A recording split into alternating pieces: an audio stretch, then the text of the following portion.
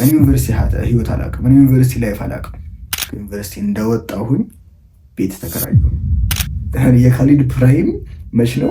ዩኒቨርሲቲ ሰርዲር ነው። በዩኒቨርሲቲ ህይወት እንደዚህ አይነት ጓደኛ ማግኘት በጣም ከባድ ነው። በቃ ምን ያላቆምኩት ነገር አለ?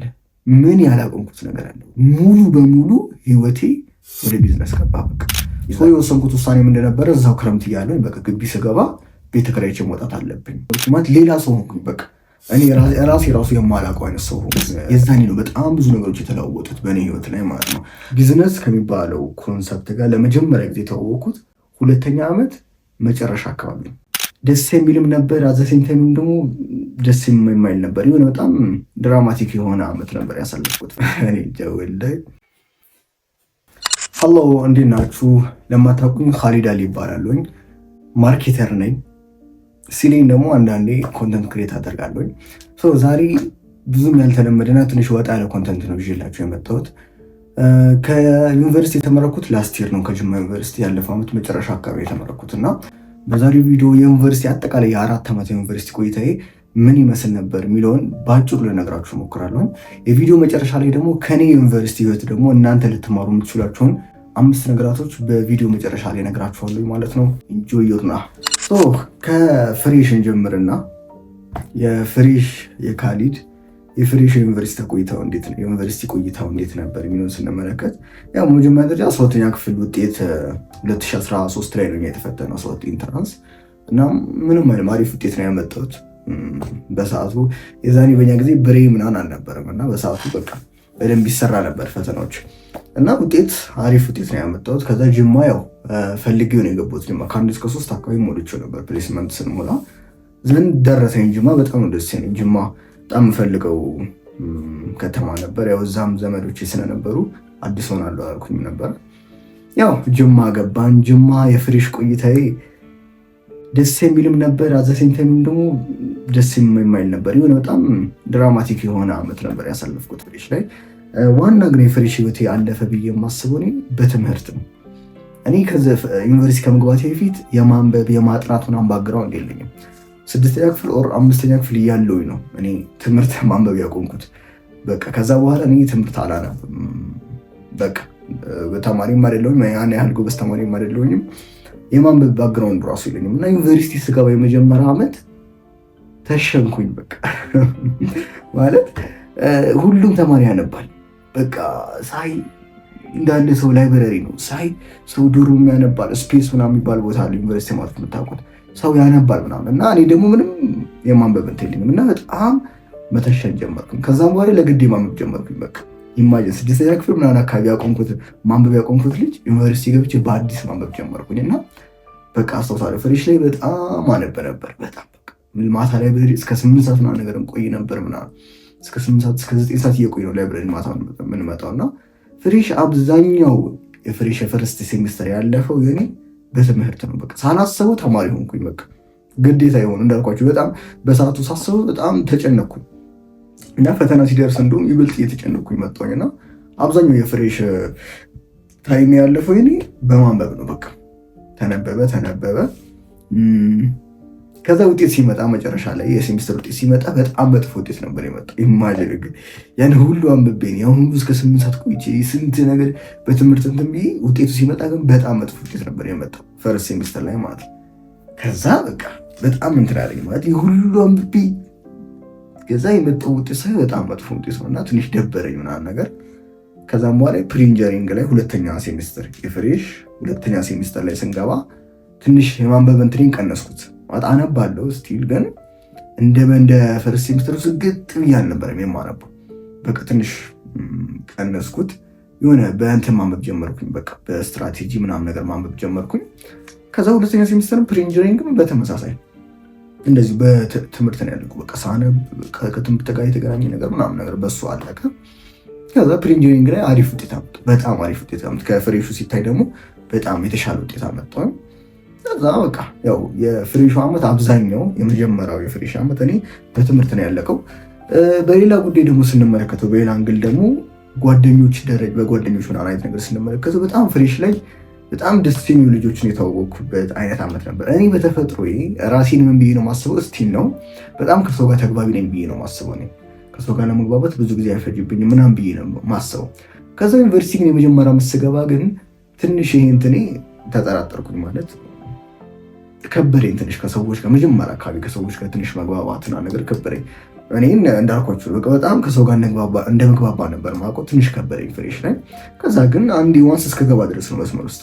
ከዛ አንዴ ከገባኝ በኋላ በጣም ከብዙ ልጆች ጋር ተዋወቅኩ ምናምን፣ ብዙ ጓደኞች ነበሩኝ ፍሬሽ ላይ እና በጣም ደስ የሚሉ ሰዎችን ስቲል ነው ራሱ ፍሬንድ የሆነ ልጆች አሁን ከወጣም በኋላ ራሱ የዛን የተዋወቅኳቸው ልጆች በጣም ብዙ ልጆች አሉና በሰው ደረጃም በጣም ብዙ ሰው ተዋወቅኩኝ ፍሬሽ ላይ እና ፍሬሽ ብቻ ደስ ይል ነበር። በቃ የሆነ በሰውም ደረጃ ከጓደኛ ጋር ማለት ለግቢው አዲስ ነኝ፣ የዛኔ ለዩኒቨርሲቲ ላይፍ አዲስ ነኝ፣ ምንም ማውቀው ነገር የለም እና በጣም ብዙ ኤክስፒሪያንስ የምናደርገው ነገር ይኖራል ምናምን እና በጣም ብቻ ደስ ይል ነበር። የፍሬሽ እንትን በትምህርት ነው ያለፈው። አጠቃላይ ሳስበው የፍሬሽ እንትን መለስ ብዬ መጀመሪያ የፍሬሽ የመጀመሪያ ሴሚስተርም ሁለተኛ ሴሚስተርም ፕሪ ኢንጂነሪንግ ከገባሁኝ በኋላ በትምህርት ነው ያለፈው አጠቃላይ። ከዛም ውጤት መጣ። የአመቱ ውጤት አሪፍ ነበረ፣ ምንም አይልም የአመቱ ውጤት። ከዛም ወደ ዲፓርትመንት መምረጥ ሄደን ማለት ነው። ከዛ ያው ወደ ዲፓርትመንት መምረጥ ውስጥ ገባን። ዲፓርትመንት ስመርጥ የዛን ያው ውጤቴ አሪፍ ነው ስላችሁ በዚህ በጣም አሪፍ ነው ማለት ሳይሆን ፍሬሽ ላይ ከነበረ እና ለእኔ አሪፍ ነበር። ያው እኔ ብዙም የትምህርት ሰው አይደለሁም እና ለእኔ ምንም አይም ነበር። ከዛ ዲፓርትመንት በሚመረጥበት ሰዓት እኔ የመረጥኩት ዲፓርትመንት ኢንፎርሜሽን ሳይንስ ነበር፣ ወይም ደግሞ አይኤስ የሚባለውን ዲፓርትመንት ማለት ነው። ያው በሰዓቱ ውጤት የሚያስገባኝ እሱ ስለነበረ አይኤስን የመረጥኩት። ከዛ ዲፓርትመንት አይኤስ ደረሰኝ። እንደመረጥኩት ወደ ዲፓርትመንት ገባል። ሁለተኛ ዓመት ደግሞ አሁንም ያው መለስ ሳስበው ነው ሁለተኛ ዓመት የዛኔ 12ኞች ሊፈተኑ ሊገቡ ነበር መሰለኝ ግቢ እና በጣም አጣድፎ ነው የጨረሱት። እኔ ሁለተኛ ዓመት እንዴት እንዳለፈ ራሱ አላስታውሰውም።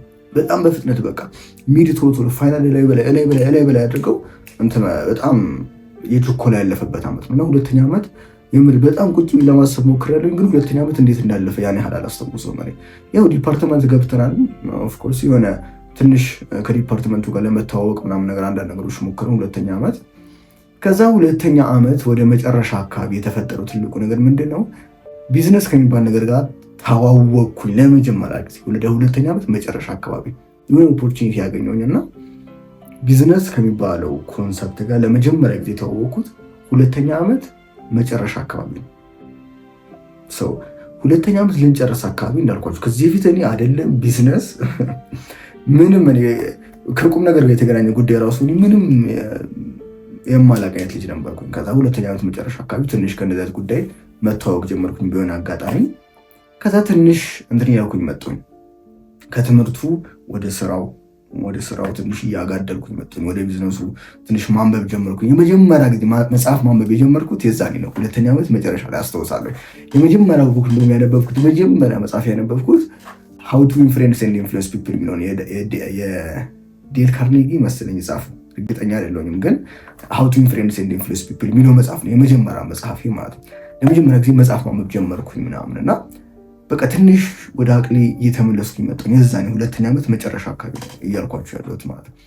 ከዛ መጽሐፍ ከዛ በፊት እኔ መጽሐፍ ስሙ ራሱ ሲነሳ የማልወድ አይደለም። እኔ መጽሐፍ አንባቢ ለሆነ እኔ እንጃ ወላሂ ጭራሽ የመጽሐፍ ታሪክ ያልነበረ ልጅ ነኝና ከዛ በኋላ ግን ትንሽ እንደዚህ ፐርሰናል ዴቨሎፕመንት ላይ ፎከስ ማድረግ ጀመርኩኝ ምናምን እና ወደ ሁለተኛ ዓመት መጨረሻ አካባቢ እንደዛው እያለሁኝ ወደ እረፍት ወጣን፣ ክረምት።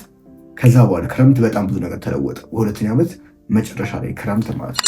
እንዳልኳችሁ በቃ ሁለተኛ ዓመት ጨረሰን እረፍት ስንወጣ ወደ ቤት ስንመለስ የዛኔ ነው በጣም ብዙ ነገሮች የተለወጡት በእኔ ህይወት ላይ ማለት ነው። እንዳልኳችሁ በደንብ ወደ መጨረሻ እንዳልኳችሁ ሁለተኛ ዓመት መጨረሻ አካባቢ ስለ ቢዝነስ በደንብ አይባልም፣ ግን ቢያንስ ኮንሰፕቱ ቢዝነስ ከሚባል ኮንሰፕት ጋር ፐርሰናል ዴቨሎፕመንት ከሚባል ኮንሰፕት ጋር መገናኘት ጀመርኩኝ የዛኔ መጨረሻ። ከዛ ክረምቱ ላይ ሌላ ሰው ሆንኩኝ። በቃ ሊትራሊ ሌላ ሰው ነው የሆንኩት ክረምቱ ላይ። በደንብ መጽሐፍ ማንበብ ጀመርኩኝ፣ ስፖርት በደንብ መስራት ጀመርኩኝ፣ ስለ ቢዝነስ ምናምን ነገር በደንብ እንደዚህ ቼክ ማድረግ ጀመርኩኝ። ማለት ሌላ ሰው ሆንኩኝ። በቃ እኔ ራሴ የማላውቀው አይነት ሰው ሆንኩኝ እረፍቱ ላይ ማለት ነው። እና በጣም ተቀያየርኩኝ። በቃ እንደሌላው ጊዜ እረፍት አይደለም ያለፈው። ያ ሁለተኛ ዓመት መጨረሻ የሁለተኛ ዓመት ክረምቱ በጣም ሌላ ሰው የሆንኩበት ክረምቱ ነው። እንዳልኳችሁ በጣም ራሴ ላይ ፎከስ ማድረግ ጀመርኩኝ። በቃ እነዚህ የዝባዝንኪ ነገሮች ላይ ከጀለሶች ጋር መዋል ምናምን ነገር በጣም የፈተውበት ክረምት ነበረ። ከዛም በኋላ ሁለተኛ ክረምቱ እንደዛ አለፈና ወደ ሶስተኛ ዓመት ስንመለስ ወደ ግቢ የዛኔ ሶስተኛ ዓመት ማለት ለእኔ በቃ በጣም ብዙ ነገር እኔ የተለወጠው የካሊድ ሶስተኛ ዓመት ላይ ነው። ሶስተኛ ዓመት ላይ ምን ተፈጠረ? ሶስተኛ ዓመት ላይ ከክረምቱ ክረምት ጨርሼ ወደ ዩኒቨርሲቲ ስመለስ ቀጥታ አእምሮ ላይ የነበረው ነገር ምንድነው? ኦፊስ መከራየት ነው ማለት ቤት መከራየት ነበረብኝ የራሴን የሚል ሀሳብ አሰብኩኝ። ምክንያቱም እኔ በተፈጥሮ በጣም የጀማ ሰው ነኝ። በቃ እንደዚህ ከጀማ ጋር ምናምን ነገር ምናምን በጣም እንደዛ አይነት የምወድና አብዛኛው እንትን እንደዛ ያለፈ ሰው ከበፊትም ከሃይስኩልም ጀምሮ ምናምን እንደዚህ በጀማ ነገር ምናምን የኖርኩኝ ሰው ነኝ እና ሳስበው ያው አሁን ትንሽ እንደዚህ አይነት ነገር ላይ ፎከስ ማድረግ ስለጀመርኩኝ ወደ ግቢ ተመልሼ ወደ ዶርም ተመልሼ ከገባሁኝ እንደዚህ አይነት ነገር ትንሽ ሊያስቸግረኝ ነው የሚል ሀሳብ ነበረኝ። ያው ታውቃላችሁ ከዶርም ሀያት እንትን ያላችሁ ሰዎች በቃ እንደዚህ ስራ ለመስራት በደንብ ራሳችሁ ላይ ፎከስ ለማድረግ ምናምን ትንሽ ይከብዳል ዶርም ላይ። የወሰንኩት ውሳኔ ምንድን ነበረ? እዛው ክረምት እያለሁኝ በቃ ግቢ ስገባ ቤት ተከራይቼ መውጣት አለብኝ። በቃ ቤት ተከራይቼ ኦፊስ ይባላል። ያው እዛ ዩኒቨርሲቲ አካባቢ የሚከራዩ ቤቶች አሉና ኦፊስ ነው የሚባሉት። ያው ዩኒቨርሲቲ ተማሪዎች ታውቃላችሁ፣ ዩኒቨርሲቲ ተማሪ ካልሆናችሁ ብዬ ነው ኦፊስ ይባላል። ኦፊስ መከራየት አለብኝ ብዬ አሰብኩኝና እንደሄድኩኝ ከአንድ ጓደኛዬ ጋር ኦፊስ ተከራየን ወጣን። ከ3ኛ ዓመት መጀመሪያ አካባቢ ኦፊስ ተከራይቼ ወጣሁኝ ከጓደኛዬ ጋር።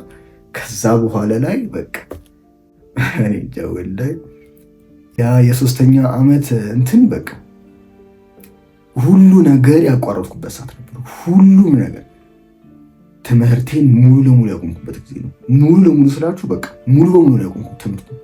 ኦፊሳሊ ውጭ ነው ቤት ተከራይቼ ነው የምኖረው። ግቢ አልገባም ጭራሽ ለምንም ጉዳይ ግቢ አልገባም። ኦፊስ ቁጭ ብዬ ስራ ነው፣ መጽሐፍ ማንበብ ነው፣ ራሴ ላይ መስራት ነው፣ ስራ ሁሉንም ነገር አቋረጥኩኝ። ዛኔ 3ኛ ዓመት ላይ በቃ አስተሳሰብ የ3ኛ ዓመት ሀያት ለእኔ በጣም ከባድ ነበረ። ወላሂ ማለት እኔ አልለመድኩም እንደዚህ አይነት ህይወት እንዳልኳችሁ። በቃ እኔ በጣም ፈታ ማለት የምፈልግ ሰው ምናምን ከጓደኞች ጋር ከጀማ ጋር ምናምን እንደዚህ አይነት ላይፍ የምወድ አይነት ልጅ ነኝ እና ያልለመድኩትን ሀያት ግን በቃ ግዴታ ወደ ቢዝነስ ውስጥ ስገባ በቃ ተለወጠ ማይንድ ሴት ጭራሽ በቃ እኔ እንጃ ትልቅ ማይንድ ሴት ሽፍት እኔ በህይወቴ ኤክስፔሪንስ ያደረኩት ምነው አንዱ የዛኔ ነው። ከዛ በቃ ኦፊስ ተከራየሁኝ። ስራዬ ሀያቴ ሙሉ ስራ ሆነ። በዛ ሰዓት ብዙ ነገር ነው ያቆምኩት እንዳልኳችሁ። ጓደኞቼን ፈተዋቸው በአንዴ ማለት ጓደኞቼን የዛኔ በጣም በቃ ቅርብ የነበርንበት ሰዓት ምናምን ነገር ግን ለስራ ብዬ ጓደኞቼን በሙሉ ነው የፈተሁት። ጂም ራሱ ስራ የነበረ ልጅ በቃ ለስራው ስል ጂሙን አቆምኩት። ኳስ እኔ የዩናይትድ ደጋፊ ነኝ እና ኳስ በጣም ነው የምመለከተው ከበፊት ጀምሮ። እኔ ከድሮ ጀምሮ እኔ ልጅ እያለሁ ጀምሮ ነው ኳስ ማየት የጀመርኩት እና የዩናይትድ ደጋፊ ነኝ። ኳስ የሚባል ነገር አቆምኩኝ የዛኔ 3ኛ ዓመት ላይ። ሶሻል ሚዲያ የሚባል ነገር ሙሉ በሙሉ አቆምኩኝ። ከቴሌግራም ውጭ የምጠቀመው አፕሊኬሽን አልነበር። ኢንስታግራም ላይ ቲክቶክ ላይ ምንድን እንዳለ አቆምኩት። በቃ ምን ያላቆምኩት ነገር አለ? ሙሉ በሙሉ ህይወቴ ወደ ቢዝነስ ገባ። በቃ የዛኔ 3ኛ ዓመት ላይ። ከዛ በቃ አብዛኛው የ3ኛ ዓመት ትምህርቴንም እንዳልኳችሁ ትምህርት ክላስ መግባት ስተውት ለፈተና የምገባው ፋይናል ፈተና የምገባው እነዚህ ከክላይንት ጋር እያወራሁ ቆይ አንዴ ትንሽ ቆይቼ ልደውልልህ ብዬ ነው ፈተና የምገባው። ፈተና መጨረሻ አካባቢ ነው የምገባው። ትንሽ አርፍጄ ነው የምገባው። ከዛ በኋላ በጊዜ የምወጣው እኔ ነኝ ፈተና ላይ። የዛኔ በቃ በጣም የክላስ ተማሪዎች የሚሉኝ ነበር በኋላ ላይ የዛኔ በጣም ጎበዝ ተማሪ ነበር የምትመስለን ምናምን ነገር ነው የሚሉኝ። በጊዜ እገባለሁ። ትንሽ አርፍጄ ነው የምገባው። መጨረሻ ነው የምገባው ከሁሉ። ከዛ በፍጥነት ነው ሞልቼ የምወጣው ፈተና ለመሙላት ብቻ ነው የምገባው። በቃ ከዛ ወጥቼ በቃ ወደ ስራ ነው። እና 3ኛ ዓመት እንደዛ እያለ ፈርስት ሴሚስተርም ሰከንድ ሴሚስተርም እንደዛ አለፈ። ሙሉ 3ኛ ዓመት ማለት ነው። እና በቃ 3ኛ ዓመት ለእኔ እንዳልኳችሁ በጣም ከባድ ነበር ማለት ይከብዳል። በቃ በእውነቱ ይከብዳል። እንደዚህ ሁሉንም ነገር አቋርጦ ስራ ላይ ብቻ ፎከስ ማድረግ በጣም ትንሽ የሚከብድ እንትን ነበር። ብቻ አለ 3ኛ ዓመት እንደዛ ሆኖ እንደዛ ስራዬ ላይ እንትን ብዬ በቃ በጣም ዴዲኬትድ ሆንኩኝ። እኔ ልነግራችሁ አልችልም። ወላሂ ማለት ከምታስቡት በላይ ዴዲኬትድ ሆንኩት። የዛኔ ያቋረጥኳቸው ነገራቶች እኔ በህይወቴ በቃ ትልቅ ቦታ መሰጣቸው ነገራቶች ነው የዛኔ ለስራ ብዬ ያቋረጥኩት። ብቻ 3ኛ ዓመት እንደዛ አለፈ። ከሁሉ ነገር ተቋርጬ ኦፊስ ሆኜ ቤት ተከራይቼ ስራዬን ብቻ ስደበድብ ሙሉ 3ኛ ዓመት ፈርስት ሴሚስተርም ሰከንድ ሴሚስተርም እንደዛው አለቀ 3ኛ ዓመት። ከዛ ክረምት ወጣን ሄድን ወደ ቤት። በ3ኛ ዓመት ላይ አንድ የረሳሁት ነገር ምን አለ? አንድ በጣም ፎከስ የተለወጥኩበት በቃ ትልቁ 3ኛ ዓመት ከመጀመሪያ ጀምሮ በቃ ቢዝነስ ላይ እንደዛውን ፎከስ እንደማድረግ በጣም ስፒሪቹዋል ሰው ሆንኩኝ አስተውሳለሁ። 3ኛ ዓመት ላይ በቃ አንድ ጓደኛ ነበረኝ እና ለዚህ ሁሉ ነገር መፈጠር ትልቁን በስፒሪቹዋል ጉዳይ ነው የምላችሁ፣ በመንፈሳዊ ጉዳይ በዲኔ ጉዳይ በጣም በቃ የዲን ሰው እንደሆነ አደረገኝ። በጣም በቃ ከአላህ ጋር እንድቀራረብ በጣም የረዳኝ አንድ ጓደኛ ያለና አላህ ጀዛውን ይክፈለው። እሱ ነው በቃ ከሱ ጋር ከተዋወኩኝ ማለት በደንብ ከሱ ጋር መቀራረብ ስጀምር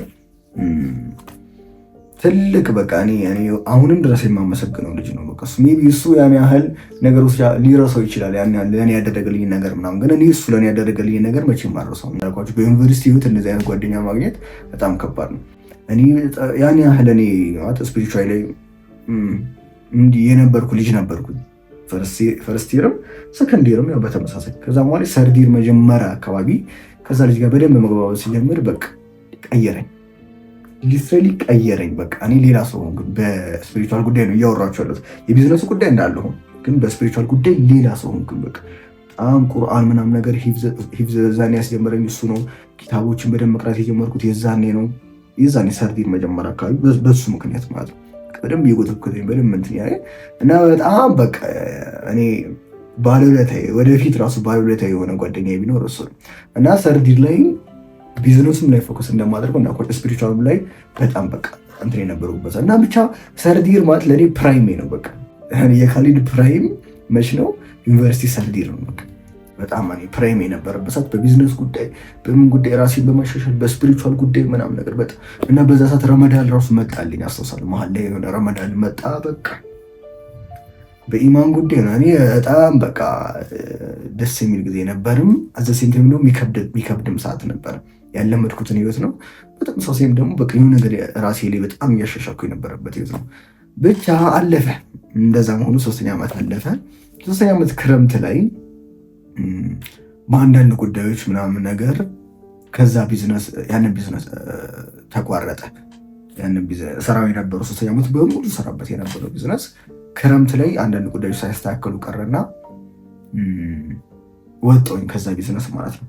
ከዛ በኋላ በቃ እረፍቱን 3ኛ ዓመት እረፍቱን ያን ያህል ብዙም ያው በቢዝነስ ጉዳይ ብዙም አልነበርኩም፣ ግን ጀስት እንዲሁ መጽሐፍ እንዲሁ እንትን በማለት አለፈ 3ኛ ዓመት ላይ። ከዛም ወደ 4ኛ ዓመት ወደ ግቢ ስመለስ ጂሲ ማለት የመጨረሻ ዓመት እንደዛ አልፎ 2ኛ ዓመት አልፎ 3ኛ ዓመት አልፎ 4ኛ ዓመት ወደ ጂሲ ስመለስ የመጀመሪያ ጊዜ ኮንተንት ክሬት ማድረግ የተባለው ነገር የመጣው 4ኛ ዓመት እያለሁ ማለት ጂሲ የመጨረሻ ዓመት አይስ 4 ዓመት ነው ትምህርቱ አጠቃላይ እና 4ኛ ዓመት ስገባ ከዛ በኋላ የኦፊስ ሰው ነኝ ባይዙኝ በቃ የዛኔ 3ኛ ዓመት መጀመሪያ ኦፊስ ከተከራዩ ጀምሮ ዶርም አልገባሁም ተመርቄ እስክወጣ ድረስ በቃ ከጓደኛዬ ጋር 4ኛ ዓመት እንደውም ሌላ አንድ ልጅ ተጨመረ ለ3ኛ የተከራየ ነው 4ኛ ዓመት ላይ 3ኛ ዓመት ግን ሙሉ ያው እኔና አንድ ጓደኛ ያለና ከሱ ጋር ነው ያለፈው የዛኔ 3ኛ ዓመት 4ኛ ዓመት ላይ ደግሞ ኮንተንት ክሬት ማድረግ ጀመርኩ የመጀመሪያው ዩቲዩብ ማለት ነው እኔ በዚህ ኮንተንት ማድረግ ስጀምር ኮንተንት ክሬት ማድረግ ስጀምር ከባዱ ነው የጀመርኩት ከዩቲዩብ ነው የጀመርኩት ቲክቶክ እኮ በቅርቡ ነው የጀመርኩት እኮ ቲክቶክ በቅርቡ ነው ዩቲዩብ ነው ዋና መጀመሪያ ሲጀምር በጣም በቃ ኮንተንት ክሬት በክረምቱ ነው ሀሳብ የመጣልኝ 3ኛ ዓመት መጨረሻ ላይ ክረምቱ ላይ ያው ያንን ቢዝነስ ካቆምኩኝ በኋላ በቃ አንዳንድ ነገሮችን ሳስብ ኮንተንት ክሬት ማድረግ የሚል እንትን መስማት ጀመርኩ ስለ ኮንተንት በደንብ ማጥናት ጀመርኩ ምናምን ነገር በደንብ ከዛ እንዲሁም ጀምሬ ነው የሄድኩት እንጂ ለምን 4ኛ ዓመት ሳልገባ ክረምቱ መጨረሻ አካባቢ ወደ ዩኒቨርሲቲ ልንመለስ አካባቢ ኮንተንት ክሬት ማድረግ ጀመርኩ ዩቲዩብ ማለት ነው ከዛ በጣም በሰዓቱ ደስተኛ ነበርኩ በቃ የሆነ ደስ የሚል እንትን አለው ዩቲዩብ የዛኔ ማለት ነው በደንብ ዩቲዩብ ኮንተንት ክሬት ማድረግ ጀመርኩ ምናምን በዛው እንትን እያለሁ ወደ ግቢ ሄድኩኝ 4ኛ ዓመት ከዛው ግቢ ሆኜ ኮንተንት ክሬት አደርግ ነበር በቃ ኦፊስ ነኝ ኦፊስ ዲም ላይት አለችኝ እንደዚህ የሆነ ማይክ ምናምን ነገር ገዛሁኝ ምናምን ከዛ በኋላ በቃ 4ኛ ዓመት ኦፊስም ቀየርን ምናምን ነገር እዛው ነው በቃ ኮንተንት ክሬት ይደረጋል አሪፍ እንትን ነበር 4ኛ ዓመት መጀመሪያ አካባቢ ያው ኮንተንት ከዛ ወደ በኋላ እየሄድኩኝ ኮንተንት ላይ ትንሽ የገባበት ስመጣ ቲክቶክም ጀመርኩኝ እዛው 4ኛ ዓመት ይሆን ወዴት አካባቢ አላስታውስም 4ኛ ዓመት ላይ እዛው ቲክቶክም ጀመርኩኝ ከዛ በቃ ኮንተንቱ ላይ ገባሁበት ከዛ በኋላ ላይ እንትኑን ተውኩ በቃ የመጀመሪያው ቢዝነስ ምናምን ተውኩትና ኮንተንቱ ላይ ገባሁበት ከዛ አሪፍ ነበር በቃ የ4ኛ ዓመት ፈርስት ሴሚስተር ማለት ነው ፈርስት ሴሚስተር በኮንተንት አለቀ አብዛኛውን ጊዜ በቃ በኮንተንት ነበር ማሳልፈው በዚህ ጂሲ ሆኜ የራሱ እኔ ተማሪ አይደለም በዚህ በትምህርት ጉዳይ እየጠየቃችሁ ያላችሁ ሰዎች ካላችሁ እኔ ዩኒቨርሲቲ ህይወት ምንም አልተማርኩኝም እኔ በትምህርት ጉዳይ ፍሬሽ ላይም ለግድ ነበር ከዛ በኋላ ተውኩት 2ኛ ዓመት ከገባሁኝ በኋላ እኔ ትምህርቱን ሙሉ በሙሉ ነው የተውኩት በቃ ኦፊስ ነው ያለሁት ሙሉ ተመርቄ እስከወጣ ድረስ ኦፊስ ነኝ ትምህርቱን ያን ያህል ነው ምናምን በቃ ቀለድኩበት በትምህርቱ። አራተኛ ዲፌንስ አለ፣ ኤግዚት አለ፣ አራተኛ ዓመት የሌለ ነገር አለ፣ ፕሮጀክት ምናምን ብዙ ነገር ነው ያለው አራተኛ የመጨረሻ ዓመት ሲሆን ማለት እኔ ምንም ጉዳይም አልነበረም። የአራተኛ ዓመት እኔ ምንም የራሴ ህይወት ላይ ብቻ ነበር ፎከስ ማድረግ ስለ ትምህርቱ ሳልፈልጎም ስለሆነ እየተማርኩኝ ነበር። ያው ጀስት ደርሻለሁ አራተኛ ዓመት በሚለው 3ኛ ዓመት በሚለው ጨርሰው በሚል እንጂ የሆነ ሰዓት እንደውም በጣም የማቋረጥ በተለይ 3ኛ ዓመት ስራ በምሰራ ሰዓት ላይ በጣም የማቋረጥ እንትን ላይ ነበር። የማቋረጥ ጥግ ደርሼ ነበር። ነገር ግን በአንዳንድ ሁኔታዎች በቃ መቀጠል አስፈለገና ቀጠልኩኝ። ያው ልጨርሰው በሚል ስለሆነ ዩኒቨርሲቲ እየተማርኩኝ ያኔ ስራዬን ነው የምሰራው ምን አገባኝ እና ዩኒቨርሲቲ ምንም ሳልማር ነው በቃ የጨረስኩት። አራተኛ ዓመት ከዛ ሰከንድ ሴሚስተር ላይ አራተኛ ዓመት የመጨረሻ ሴሚስተር ላይ በቃ የመጨረሻ ሴሚስተራችን ላይ ኮንተንቱንም ተውኩት ማለት ዩቲዩብንም ቲክቶክም ያን ያህል አይደለም ምናምን ተውኩትና በቃ አራተኛ ዓመት ሰከንድ ሴሚስተር እንዴት እንዳለፈ ታውቃላችሁ? እንዲሁ በላይፍ ነው ያለፈው። በቃ ከዛ በኋላ እንትን አልኩኝ በቃ መፍታታት ጀመርኩኝ ማለት ስላችሁ በቃ ያን ያህል በጣም ራሴን መጫን ተውኩኝ። 3ኛ ዓመት ነው እንዳሉት 3ኛ ዓመት ተውት ሰው ይዋር 4ኛ ዓመት መጀመሪያ አካባቢ ራሱ ያን ያህል ብዙ ነው መዝናናት ከጓደኞቼ ጋር ያን ያህል አልነበረኝም። በቃ ወይ ስራ ነው ወይ ነገር እያደረኩኝ በጣም ሃርድ ሰው ከምታስቡ እኔ አሁን እንደምትረኛው አልነበርኩኝ። ወላሂ ዩኒቨርሲቲ በጣም ከምታስቡት በላይ ሃርድ ሰው ነበርኩኝ። በቃ ስራ ካልኩኝ ስራ ነው፣ የምንም መፍታታት የለም፣ የምንም ከጓደኛ ጋር መጣ ምናምን። ከዛ 4ኛ ዓመት የመጨረሻው ሴሚስተር በቃ ለቀቅ አደረኩትና ሁሉንም ነገር ኮንተንቱንም ስራም ያን ያህል ተውኩት ምናምን ነገር በቃ ጀስት ኢንጆይ ማድረግ ጀመርኩ። የመጨረሻ ዓመቴ ነው በቃ የመጨረሻ ሴሚስተር ነው ብዬ በቃ ኳስ ምናምን ነገር የዛኔ ጂሲ ካፕ ምናምን ነገር አለ እና ዩኒቨርሲቲ እንትን የመጨረሻ ዓመት ኳስ ምናምን መጫወት ጀመርኩኝ ከጓደኞቼ ጋር በደንብ በቃ የመጨረሻ ዓመት መፍታታት ጀመርን። የሆነ ቦታ ለመዝናናት ምናምን ነገር መሄድ ምናምን በቃ እንደዚህ የሆነ ዳዮች ምናምን ነገር ብቻ አለፉ። በእንደዚህ አይነት ነገር የመጨረሻ የአራተኛ ዓመት የመጨረሻ እንትኔ በዛ ነው ያለፈው። በቃ ያውን ሁሉ በተጨነኩኝ ስቴጅ ነው የመጨረሻ ሴሚስተር ደግሞ ትንሽ ለቀቅ ልበላልኩኝና እንደዚህ ወደዛ እያልኩኝ ወጣን ከዩኒቨርሲቲ። ባይሆን ምን ተፈጠረ? ዩኒቨርሲቲ መጨረሻ አካባቢ ወደ ለወጣ አካባቢ ሶሻል ሚዲያ ማርኬቲንግ ከሚባለው ኮንሰፕት ጋር የተዋወቅኩት ደግሞ የዛን አሁን መሰራው ስራ ማለት ነው። አሁን መሰራው ስራ መች ተዋወቅኩት?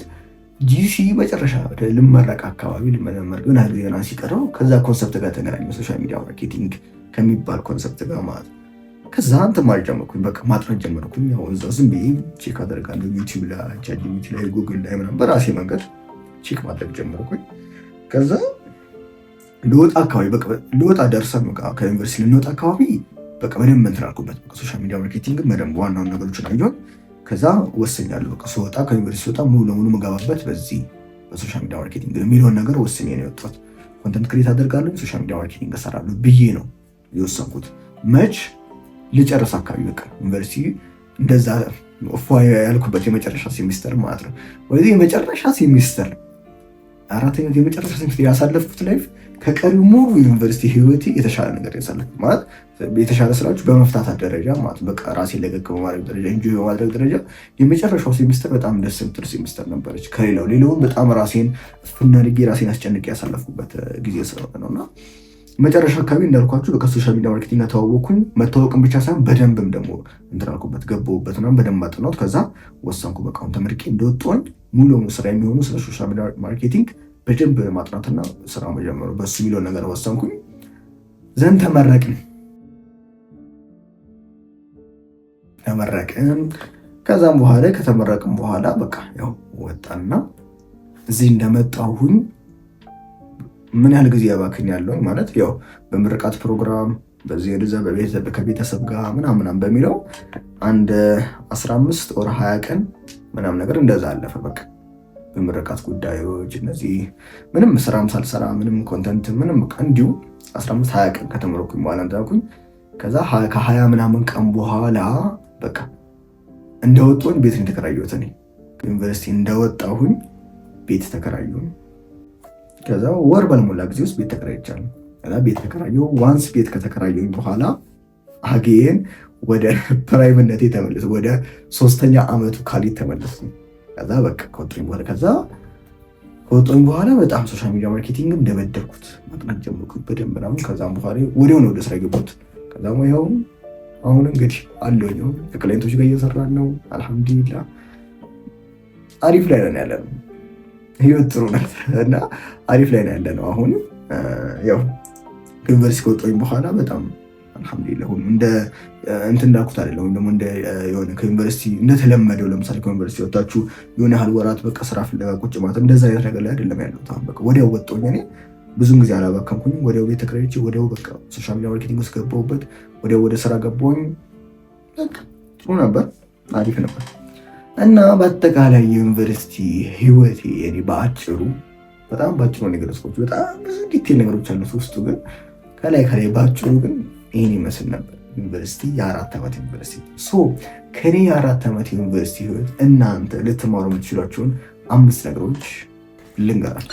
የመጀመሪያው የምትማሩት ነገር ለተማሪዎች ነው። ይሄ ትምህርት ላይ ፎከስ ለምታደርጉ ሰዎች ስታጠኑ ስግጥ ብላችሁ ያለምንም እንትን የሆነ የገገመ የሰገጠ አጠናን አታጥኑ፣ በስትራቴጂክ አጥኑ። አሁን ይሄንን ከኔ የምትማሩት መቼ ፍሬሽ ላይ ነው። ፍሬሽ ላይ ይወት ፍሬሽ ላይ እንደዛ ጠዋት ማታ ማንበብ ብቻ የሆነ ሀያቴ ውጤቱ ሲመጣ በጣም የወረደ ውጤት።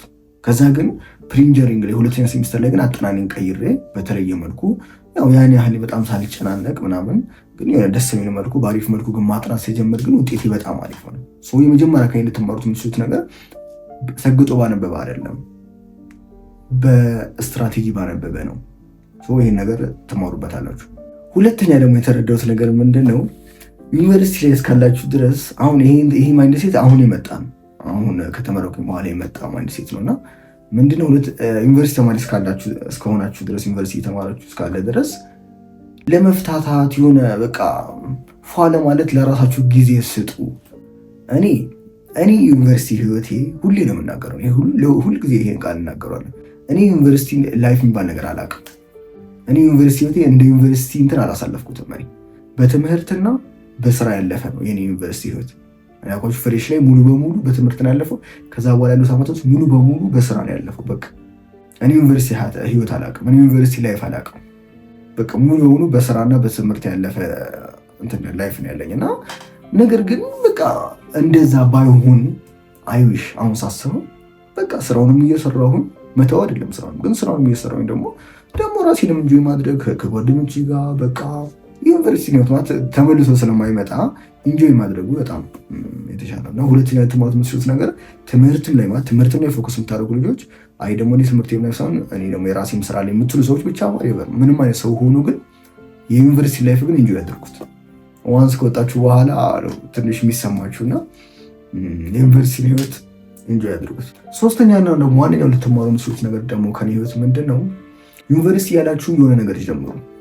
ይህን ሁል ጊዜ ደጋግሜ የምናገረው ነገር አይደለም፣ አዲስ ነገር አይደለም። ነገር ግን አሁን በጣም አጥብቄ ነው የምነግራችሁ። ምክንያቱም ዛት ሷ እኔ ከወጣሁኝ በኋላ ብዙም ያልከበደኝ ከወጣሁኝ በኋላ እንደሌላው ሰው በቃ የሆነ ስራ ምናምን ነገር በሚለው ጉዳይ ያልተሰቃየሁት ለዛ ነው። ዩኒቨርሲቲ ነገር ስለጀመርኩ ዩኒቨርሲቲ 3ኛ ዓመት ላይ በጣም ራሴን ቢውል ስላደረግኩ ነው። በማይንድ ሴት ጉዳይ፣ በቢዝነስ ጉዳይ፣ በፐርሰናል ዴቨሎፕመንት ጉዳይ፣ ስፒሪቹዋሊ በሉት፣ ሜንታሊ በሉት፣ ፊዚካሊ በጣም ራሴን ቢውል ስላደረግኩ ከዛም በኋላ ደግሞ መጨረሻ አካባቢ ደግሞ በደንብ ስለ ሶሻል ሚዲያ ማርኬቲንግ እንትን ብዬ አጥንቼ ስለወጣሁኝ ነው የሆነ ነገር ይዤ ስለወጣሁኝ ያው አልሐምዱሊላህ ከወጣሁኝ በኋላ አልተቸገርኩኝ። ከኔ ህይወት 1-3 ልትማሩት የምትችሉት ነገር ምንድን ነው፣ ዩኒቨርሲቲ ያላችሁ የሆነ ነገር ብቻ ይዛችሁት በቃ ትምህርቱንም በምትማሩትንም ትምህርት ይሁን እሱንም ከሆነ የቀላይነት ትምህርት አትማሩ። በኋላ ዋጋ ነው የምትከፍሉበት። የምሬ ነው። እኔ ቢያንስ ያን ያህል ኤክስፔሪንስ ያደረግኩ ሰው ነው ባልልም ግን ወጥቼ ያቸዋለሁ።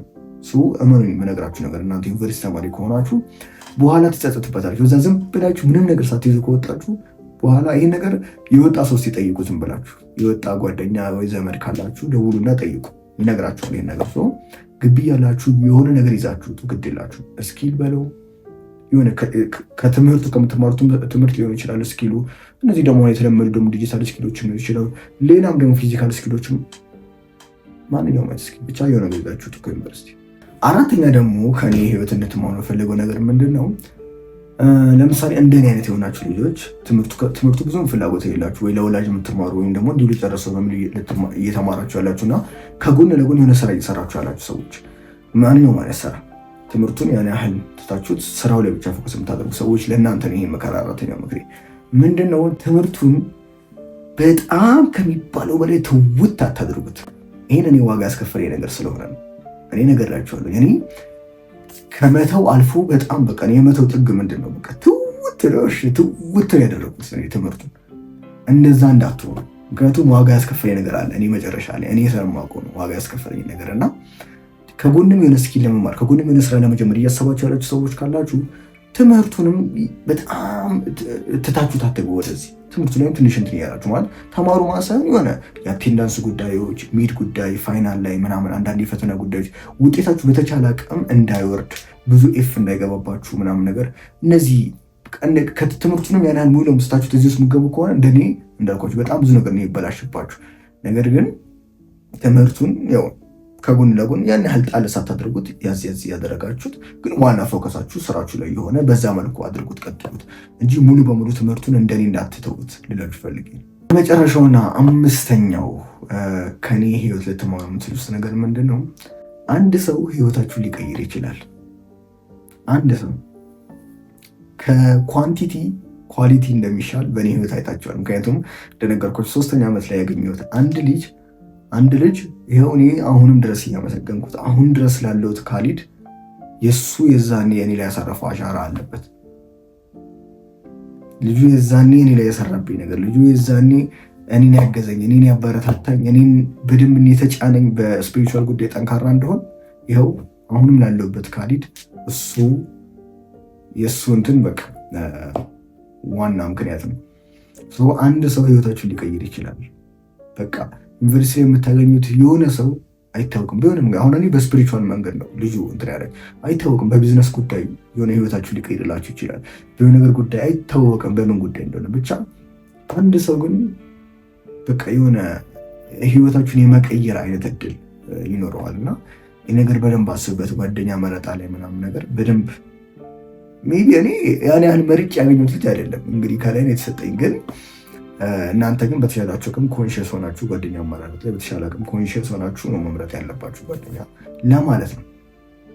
ይሄ ነው ካሊድ የ4 ዓመት ዩኒቨርሲቲ ቆይታና ከካሊድ የ4 ዓመት ዩኒቨርሲቲ ቆይታ ልትማሩት የምትችሏቸው 5 ነገራቶች ይህን ይመስላሉ።